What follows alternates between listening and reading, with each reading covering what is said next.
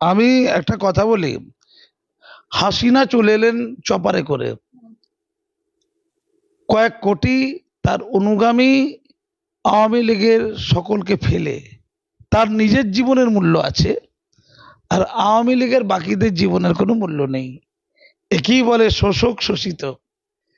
উনি আমাকে বলছিলেন, বাংলাদেশ আমি দেখেওছি, আমি একটু আগে যেটা বলছিলাম, ওনার ঘরের পিয়নের কাছ থেকে 400 কোটি টাকা পাওয়া গেছে।